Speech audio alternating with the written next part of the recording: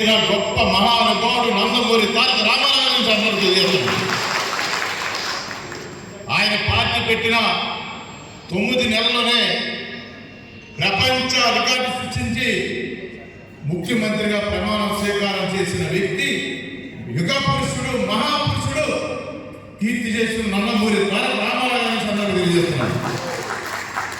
ఆయన ఇల్లు చూసుకోండి, ఎన్నో సంక్షేమ పథకాలు, ఆస్తిలో మహిళకి సమానత్వం కానీ, 2 రూపాయల కిలో బియ్యం కానీ, రైతాంగానికి సబ్సిడీ 20 ఇవ్వడం కానీ, అన్నీ కూడా ఆయన చేసిన గొప్ప కార్యక్రమాలు.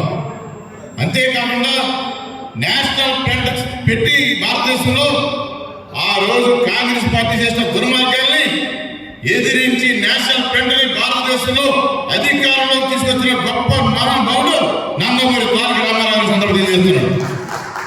అటువంటి గొప్ప వ్యక్తి మరి ఈరోజు తెలుగుదేశం పార్టీ రంగంలో ఉన్నామంటే ఆయన గొప్పతనం సందర్భం తెలియజేసుకుంటూ, అలాగే ఆయన తర్వాత ఆయన వారసుడిగా 1900 మరి ఆయన ముఖ్యమంత్రి నందమూరి తారక రామారావు ముఖ్యమంత్రి అయిన తర్వాత కొంతమంది కాంగ్రెస్ పార్టీ కలిసి ఆయన్ని ఒక ద్రోహం చేసి పదవి చేసినప్పుడు ఆ సమస్యని నెత్తిన వేసుకుని నారా చంద్రబాబు నాయుడు గారు మళ్ళీ ఆయన ముఖ్యమంత్రి చేసేలాగా పోరాటం చేసిన గొప్ప నాయకుడు నారా చంద్రబాబు నాయుడు గారు తెలియజేస్తున్నారు.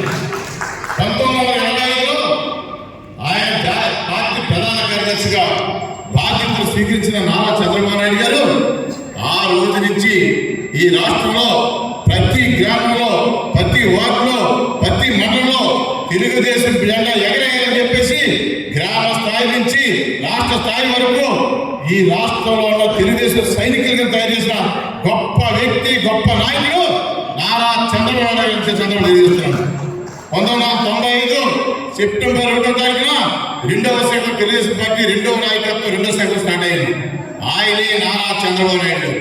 ఆయన వచ్చిన తర్వాత మరి రాష్ట్రంలో అంతర్జాతీయంగా ఎన్నో కంపెనీలు ఆంధ్రప్రదేశ్ తీసుకొచ్చి భారతదేశంలో గొప్ప రాష్ట్రంలో తీర్చిదిద్దిన గొప్ప వ్యక్తి నారా చంద్రబాబు నాయుడు అందరూ తెలియజేస్తున్నాడు. ఆయన ఎన్నో కార్యక్రమాలు చేశారు. ఐటీ సెక్టర్లో కానీ, మరి వ్యవసాయంలో కానీ, అలా డాక్టర్ సంఘాలలో కానీ, అలా విద్యా వైద్యంలో కానీ ఈ రాష్ట్రంలో గొప్ప కార్యక్రమం చేసిన ముఖ్యమంత్రి ఎవరైనా ఉన్నారంటే అది నారా చంద్రబాబు నాయుడు గారి అందరూ తెలియజేస్తున్నాడు.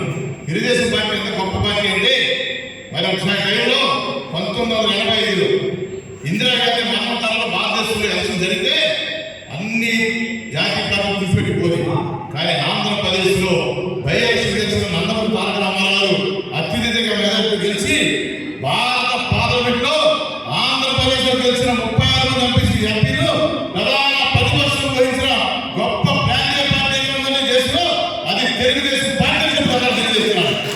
ఆ తర్వాత వచ్చిన కేంద్ర ప్రభుత్వాలు యునైటెడ్ ఫ్రంట్ చైర్మన్ గా మరి నారా చంద్రబాబు నాయుడు గారు, అలాగే ఎన్డీఏ కన్వీనర్ గా వాజ్పేయి ప్రభుత్వం గారు ఉన్నప్పుడు ఆ ప్రభుత్వానికి నేషనల్ లో ఎన్డీఏ కన్వీనర్ గా చేసిన వ్యక్తి నారా చంద్రబాబు నాయుడు గారు.